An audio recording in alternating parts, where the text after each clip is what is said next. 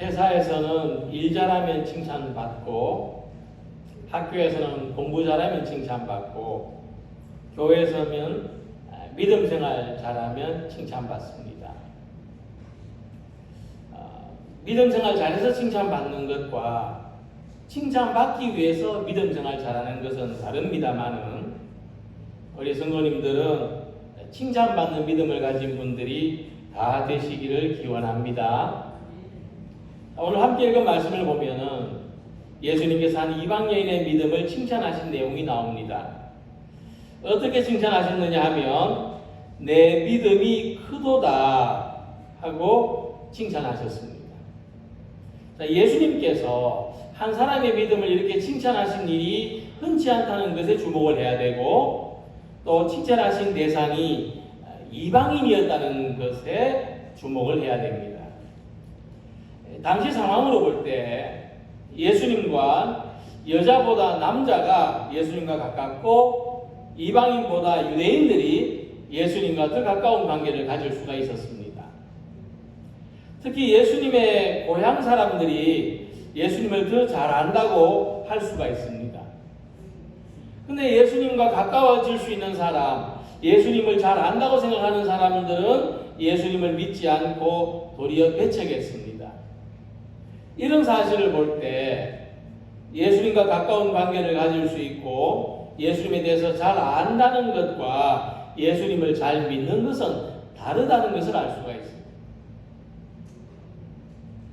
히브리서 11장 6절 말씀에 믿음이 없이는 하나님을 기쁘시게 하지 못한다는 말씀이 있습니다. 믿음은 인격적으로 하나님을 신뢰하는 것이기 때문에, 영이신 하나님을 인격적으로 신뢰하는 것이기 때문에 믿음이 없이는 하나님께 나아갈 수가 없습니다. 그런데 오늘 함께 오신 말씀에는 한 이방 여인이 하나님의 아들인 예수님을 전적으로 신뢰하는 모습, 예수님의 인격을 신뢰하는 모습을 볼 수가 있습니다. 나한테 어떤 도움이 필요해서라기보다도 나를 도우실 수 있는 예수님의 그 인격, 예수님의 선하심을 전적으로 신뢰한다는 말씀입니다. 예수님을 믿을 것이라고 기대하기 어려운 지역에서 예수님을 잘 믿을 거라고 기대하기 어려운 사람을 통해서 예수님을 전적으로 신뢰하는 좋은 믿음을 보여주고 있습니다. 우리는 이 여인을 통해서 예수님을 잘 믿는다는 것은 큰 믿음을 가진 사람으로 칭찬받고 인정받는다는 것은 어떤 것인가를 생각해 볼 수가 있습니다. 1절에서 보시는 것처럼, 21절에서 보시는 것처럼 예수님은 제자들과 함께 두로와 시돈 지방을 찾아가셨습니다. 두로는 다윗의 시대 때부터 솔로몬 그리고 아합 왕의 시대까지 이스라엘과 외교적으로 가까웠습니다. 솔로몬이 성전 건축을 할 때 두로 왕은 기술자들을 보내줬습니다. 자, 이런 관계는 두로 출신인 이세벨이 아합 왕의 왕비가 되었다는 것에서 더 분명히 드러납니다. 하지만 이세벨은 바알신을 숭배했고 하나님의 선지자인 엘리야를 죽이려고 했다는 사실로 볼 때 두로와 시돈 사람들은 하나님에 대한 믿음을 기대하기 어려운 이방인들이었습니다. 그래서 본문의 두로 여인은 가나안 사람이라고 표현되는데 하나님을 믿지 않는 이방인이라는 뜻입니다. 단순히 지역적으로 저 동네가 아니고 하나님 믿지 않는 동네라는 뜻입니다. 특히 마가복음을 보면 이 여인이 헬라인이고 수로보니게 족속이라고 했는데, 수로보니게라는 명칭은 시리아와 페니키아의 합성어입니다. 이 두 단어를 합치면 수로보니게가 되는데, 그것은 이 여인이 완전한 이방인이었다. 조금이라도 어떤 유대인의 흔적이나 어떤 믿음의 흔적을 발견할 수 없는 그런 사람이었다는 사실을 가르쳐주고 있는 것입니다. 그런데 하나님을 믿지 않는, 믿음과는 전혀 가까워질 수 없는 이 이방 여인이 예수님을 찾아왔습니다. 어떤 이유가 있었습니까? 자기 딸이 귀신 들려 고통을 당하고 있었기 때문입니다. 내 딸이 흉악하게 귀신 들렸나이다. 이 성경에서 귀신 들렸다는 표현은 원인을 모르거나 고쳐지지 않는 병으로 고통을 당하고 있다는 의미가 있습니다. 따라서 이 여인은 예수님이 아니더라도 다른 무엇라도 붙들지 않으면 힘든 현실을 견뎌낼 수 없는 대단히 절박한 처지에 있었습니다. 얘는 이렇게 고통을 겪는 중에 우연히 예수님에 관한 소문을 들었는데 그 소문에 한 가닥 희망을 걸고 예수님을 찾아온 것입니다. 예수님에 대해서 잘 아는 것도 없는데 무작정 소문만 듣고 믿음을 가지고 예수님을 찾아왔다는 것은 믿음에 대해서, 믿는다는 것에 대해서 우리가 기억해야 될 한 가지 중요한 사실을 가르쳐주고 있습니다. 소문으로만 예수님을 아는 사람도 이렇게 간절한 믿음을 가지고 찾아왔다면 예수님 가까이에 있고 예수님을 잘 아는 사람이라면 이보다 더 간절한 믿음을 가지고 살아야 되지 않겠느냐 하는 것입니다.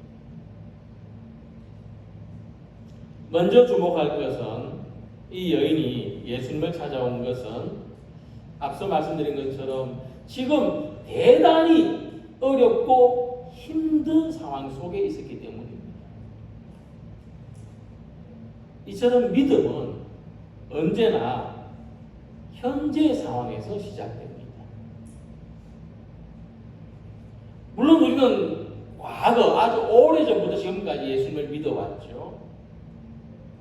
그런데 어디까지나 믿음은 오늘, 지금, 여기에서 시작하는 겁니다. 근데 들어갈 때 마음하고 나올 때 마음이 다르다는 것처럼 현재 상황이라는 것은 항상 변하는 겁니다. 그래서 우리는 지금 자기가 어떤 상황에 처해 있는지 깨어 있어야 됩니다. 지금 내 삶의 주소가, 지금 내 영혼이, 지금 내 믿음이 어떤 상황에 있는지 직시하고 있어야 합니다. 그래야만 우리가 때를 따라 돕는 은혜를 구하기 위해서 하나님 앞으로 나아갈 수 있습니다. 히브리서 4장 16절에서는 그러므로 우리는 긍휼하심을 받고 때를 따라 돕는 은혜를 얻기 위하여 은혜의 보좌 앞에 담대히 나아갈 것이라고 말씀했는데, 자, 이 말씀에서 때를 따라 돕는 은혜라는 이 말씀을 세번역 성경을 보면 제때에 주시는 도움이라고 번역했습니다. 제때에 주시는 도움을 얻기 위하여 은혜의 보좌 앞에 담대히 나아갈 것입니다. 그러니까 도움은 제때 받아야 되는 거죠. 그때 필요한 도움이 있습니다. 그래서 믿음은 현재 상황 속에서 제때에 주시는 도움, 바로 지금 필요한 예수님의 도움을 받는 것입니다. 그렇다면 지금 우리는 예수님으로부터 어떤 도움을 받아야 되겠습니까? 유대인은 유대인대로, 헬라인은 헬라인대로, 우리는 우리들대로 겪는 문제가 있고 어려움이 있습니다. 바로 이때가, 바로 지금이 믿음이 필요한 순간이고 제때에 도우시는 하나님을 전적으로 신뢰해야 되는 때입니다. 그래서 우리가 있는 지금의 상황과 현재 어려움을 믿음의 출발점으로 삼아야 됩니다. 왜 이렇게 삶이 복잡하고 왜 이렇게 삶이 어려운가? 불평하고 원망하고 낙심할 것이 아니라 여기에서 믿음이 시작해야 됩니다. 이 여인처럼 주님이 도와주실 것이라는 믿음을 가지고 예수님 앞에 나와야 합니다. 예수님은 이 믿음을 큰 믿음이라고 칭찬하셨습니다. 그러면 큰 믿음이라는 건 뭡니까? 거꾸로 말하면 큰 어려움입니다. 큰 고통입니다. 큰 괴로움입니다. 우리는 큰 괴로움, 큰 고통, 큰 어려움이 큰 믿음이 될 수 있다는 사실을 생각해야 됩니다. 지금 자기가 처한 상황을 대수롭지 않게 여기는 것이 아니라 삶에서 가장 큰 위기라고, 큰 문제라고, 가장 큰 기도 제목이라고 여기는 데서 큰 믿음이 나타납니다. 오늘도 이 믿음으로 예수님을 의지하는 우리 모두가 되시기를 소망합니다. 본문의 이방 여인은 특별한 호칭으로 예수님을 부릅니다. 주 다윗의 자손이여라고 했습니다. 이 여인은 예수님을 주님이라고 불렀고 다윗의 자손이라는 명칭으로 불렀습니다. 이렇게 부르는 의미가 뭘까? 그냥 보편적인 명칭이 아닙니다. 이런 특별한 이름의 의미가 뭘까? 마태복음 1장 1절을 찾아보면 아브라함과 다윗의 자손 예수 그리스도의 계보라는 말씀을 발견할 수 있습니다. 그리고 그 외에도 여러 번 예수님이 다윗의 자손이라고 불리는 표현이 나타나는데 그것은 예수님을 구원자로 부른 이름입니다. 나를 구원해 달라고 할 때 예수님을 다윗의 자손이시여 하고 불렀습니다. 마태복음 21장 9절에 앞에서 가고 뒤에서 따르는 무리가 소리 높여 이르되 호산나 다윗의 자손이여. 이 말씀에서와 같이 하나님의 구원을 외치는 많은 무리들이 예수님을 다윗의 자손이라고 불렀습니다. 특히 마가복음 전체에서 예수님을 부를 때 개인적으로 예수님 앞에 나와서 주님이라고 부른 사람은 이 여인 말고 없습니다. 그래서 우리는 예수님을 부를 때 선생님이라고 부를 수 있죠. 많은 사람들이 예수님을 선생님이라고 불렀습니다. 복음서에서 선생님, 또 잘 모르면 아저씨, 또 당신, 나쁜 의미가 아니라 당신 이렇게 부를 수 있지만은 주님이라고 부르는 의미는 특별합니다. 사도행전 2장 21절에 누구든지 주의 이름을 부르는 자는 구원을 받으리라 하고 말씀했습니다. 그러니까 예수님을 주님이라고 부르는 겁니다. 예수님을 주님이라고 부르는 것은 구원에 있어서 절대적인 조건입니다. 예수님을 주님이라고 부르지 않으면 구원이 없는 거예요. 이렇게 말할 수가 있습니다. 예수님을 주님이라고 부르는 것은 그 사람이 어떤 상황에 있든지 거기서 구원을 받는 겁니다. 그래서 본문의 이방 여인이 괴롭고 고통스러운 상황에서부터 구원을 얻은 것은 예수님을 주님으로 불렀기 때문입니다. 예수님을 다윗의 자손으로 불렀던 이 믿음에서 구원받은 것입니다. 불이 나거나 길에서 쓰러졌을 때 뭐가 생각납니까? 어찌해야 됩니까? 119를 불러야죠. 불이 나거나 길에서 쓰러지면 119. 집에 강도가 들어오면 어떻게 합니까? 112에 전화를 겁니다.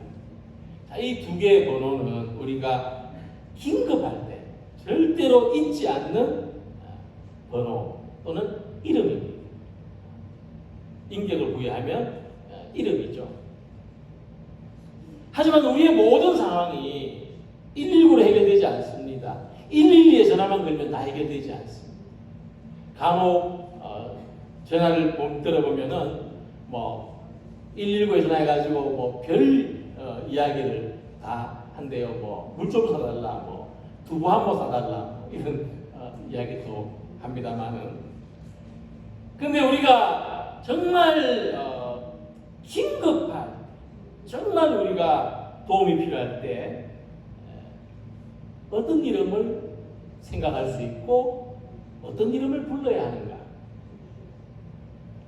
어떤 전쟁터에서 적군들이 감당할 수 없는 힘으로 밀고 들어오는데 한 병사가 자기가 파는 웅덩이 안에 쪼그리고 앉아가지고 목에 걸린 이 십자가를 입에 맞추면서 예수님의 이름을 간절히 부르고 이 십자가를 붙들고 예수님을 찾는 그런 장면을 영화에서 본 적이 있습니다. 이같이 우리 삶에는 다른 이름을 부를 수 없고 다른 이름은 생각나지 않고 예수님의 이름을 불러야 할 때가 반드시 찾아옵니다. 예수님의 이름 외에는 그 어떤 것도 내게 도움이 될 수 없는 그런 상황이 있습니다. 그때 예수님을 주님으로, 예수님을 다윗의 자손으로, 예수님을 구세주로 부르는 것이 구원의 길입니다. 구원받는 길입니다.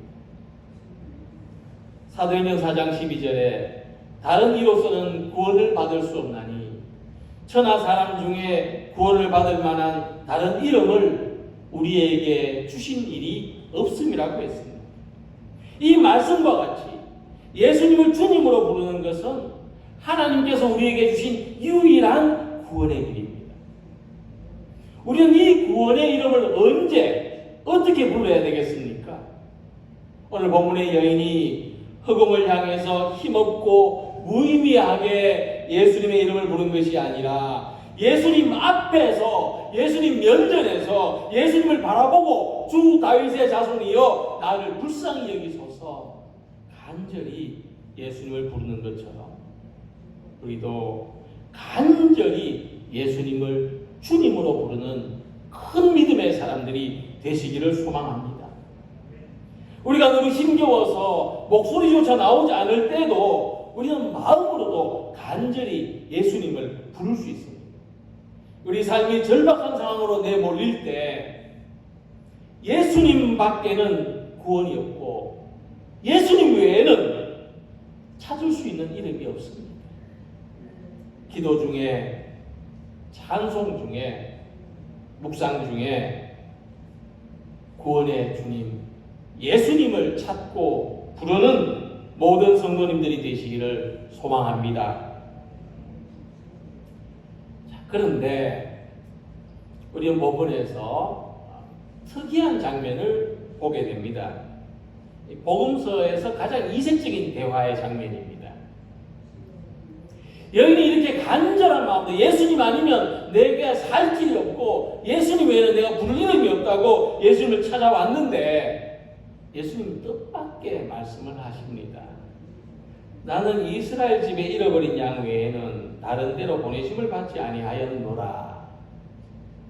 자녀의 떡을 취하여 개들에게 던짐이 마땅하지 아니하니라. 그러니까 예수님의 거절은 한 번도 아니고 2번 반복됩니다. 우리는 이 여인이 얼마나 충격을 받았을까? 얼마나 상처를 받았을까?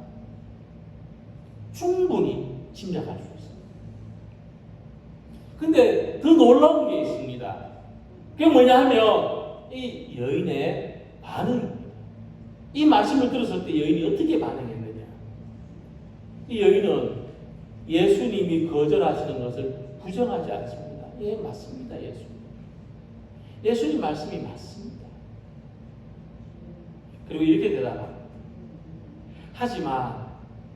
하지만 개들도 자기 주인의 상에서 떨어지는 부스러기를 주워 먹지 않습니까? 이 부분이 부분이 본문에서 가장 핵심적인 구절입니다. 우리는 가끔 이 여인처럼 예수님의 거절을 경험할 때가 있습니다. 예수님의 은혜에서 왜 나는 제외됐을까 하는 현실을 경험할 때가 있습니다. 기도를 하다가 응답에 지치고, 봉사를 하다가 의미를 잃어버리고, 무엇인가를 열심히 하다가도 탈진해 버릴 때가 있습니다. 이렇게 하는 게 무슨 의미가 있을까? 무슨 소용이 있을까? 그때 우리의 믿음이 급속하게 식어버려요. 내 믿음이 식어졌다는 건 내가 충분히 알겠는데 다시 회복할 방법을 모르는 겁니다. 잘 회복되지 않는 겁니다. 하지만 우리가 이 여인의 믿음에서 발견해야 될 아주 중요한 사실이 있습니다. 이 여인은 끝까지 붙들고 있었던 게 있습니다. 어쩌면 그게 이 여인의 믿음일 수도 있겠는데, 이 여인이 무엇을 끝까지 붙들고 있었냐면 예수님은 선하신 분이다. 예수님은 좋으신 분이다. 이 여인은 그거 붙들고 있었습니다. 끝까지 예수님의 선하심을 의지하고 자신이 받을 은혜를 놓치지 않았습니다. 우리가 살면서 어떤 곤란한 상황을 만나더라도 예수님이 선하시다는 것을 놓치지 않는 성도들이 되시길 축원합니다. 예수님은 이 여인한테서 그것을 발견했어요. 아, 이 여인이 나를 정말로 믿고 신뢰하고 있구나. 예수님은 그것을 큰 믿음이라고 칭찬하신 겁니다. 믿음은 나 혼자야만의 것이 아니라 주님하고 나 사이의 신뢰관계입니다. 이게 우리 기독교에서 말하는 믿음입니다. 일반적으로 믿음 있잖아요. 어디 가서 비는 거는 나 혼자만의 거예요. 내가 열심히 비는 거죠. 근데 우리 기독교의 믿음은 나 혼자 비는 게 아니에요. 주님하고 나하고 신뢰관계가 오가는 겁니다. 근데 우리가 그렇기 때문에 이 기독교의 믿음이 참 어려운 점이 있어요. 뭐냐면은 우리가 사람하고 신뢰관계가 깨지잖아요. 그럼 거기서 더 좋은 걸 기대하지 않습니다. 기대가 안 되죠. 신뢰관계가 깨져버리면은.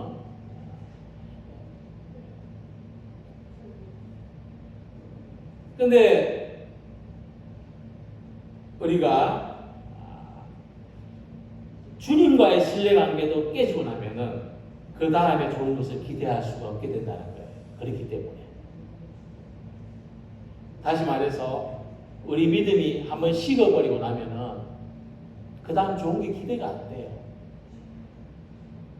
말씀을 들어도 은혜가 안 되고, 찬송을 불러도 기쁨이 없고, 예배에 와도 간절함이 없어요. 그래서 우리가 어떤 때라도 놓치면 안 되는 게 있어요. 책임감, 주일 성수 이런 거 아닙니다.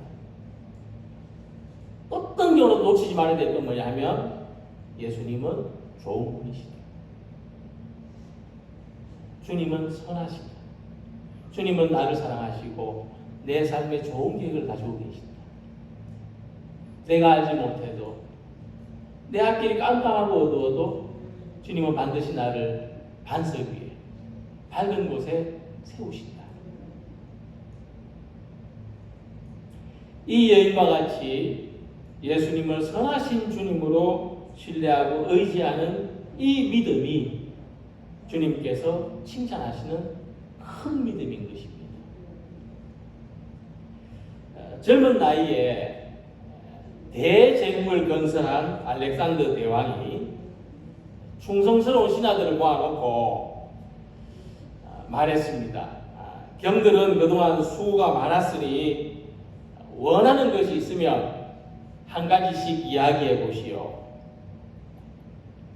그러니까 그곳에 모인 신하들이 얼마나 감사한 일입니까? 원하는 게 있으면 왕이 들어주겠다는 거 아닙니까? 그러니까 자기 차례가 올 때마다 한 사람씩 이야기를 했어요. 어떤 사람은 좀 더 넓은 집을 저한테 주시면 좋겠습니다. 어떤 사람은 좋은 말을 한 필 받았으면 좋겠습니다. 어떤 사람은 또 제가 좀 여행이나 휴가를 좀 가졌으면 좋겠습니다. 그러니까 왕이 다 허락을 해줬어요. 그 중에 한 신하는 자기 차례가 오자 이렇게 요청했습니다. 왕께서 정복하신 나라들 중에 한 나라를 제게 주십시오. 사람들이 이 말을 듣고 막 웅성거리기 시작했어요. 수근수근, 달랠 걸 달래야지. 저 사람 너무 염치가 없는 거 아니야? 지가 한 게 뭐 있다고. 이런 거죠. 알렉산더 대왕도 예상을 못했든지 잠시 생각을 멈추고 있는 것 같아 보였습니다. 과연 대왕은 이 사람한테 나라 하나를 줬을까요? 아니면 괘씸하다고 귀양을 보냈을까요? 뜻밖에도 알렉산더는 이런 대답을 했습니다. 나라 하나를 그대에게 주겠소. 그대는 나를 믿고 요구한 것이기 때문에 나 역시 그대한테 이런 선물을 주는 것이고, 사람들이 이 말을 듣고 모두 그 신하를 부러워했다 그래요. 아니면 나도 나라를 달라 그럴걸. 사도 바울 로마서 8장 32절에서 말씀했습니다. 자기 아들을 아끼지 아니하시고 우리 모든 사람을 위하여 내주시니까 어찌 그 아들과 함께 모든 것을 우리에게 주시지 아니하겠느냐. 우리가 받을 은혜가 있어요. 우리가 주님한테 염치 없지만 달라고 할 것이 있습니다. 그게 뭐냐 하면 주님의 선하심입니다. 주님의 선하심. 내게 주님의 선하심을 달라고, 내 인생에 내 삶에 주님의 선하심이 함께 달라고 믿고 요구하는 것입니다. 이방 여인은 예수님한테 과분한 것을 요구하는 것 같았지만 그의 믿음대로 됐습니다. 예수님은 이 여인의 귀신 들린 딸을 고쳐주셨습니다. 구원해 주셨습니다. 우리가 믿는 주님은 선하십니다. 현재 상황에서 주님을 의지하고 그 선하심에 의지하여 구하는 것을 응답해 주신다는 큰 믿음을 가지는 우리 모두가 되시기를 소망합니다. 그래서 믿음은 지금 예수님을 신뢰하는 겁니다. 지금 예수님의 구원을 믿는 것입니다. 그리고 예수님은 선하십니다. 예수님은 우리를 도우려고 하십니다. 기도할 때마다 날마다 예수님이 저한테 물으십니다. 내가 뭘 도와주면 좋겠니? 예수님은 우리들에게 좋은 것을 주시라는 거예요. 때로 우리가 답답해서 눈앞의 것을 구할 때 아니야, 그거 말고 더 좋은 게 있을 거야. 그 더 좋은 것을 내가 줄 거야. 삶의 모든 상황 속에서 예수님을 의지하고 주님으로 믿고 선하신 은혜를 의지하며 살아가는 칭찬받는 믿음, 큰 믿음을 가진 우리 모두가 되시기를 주님의 이름으로 기원합니다. 기도드리겠습니다.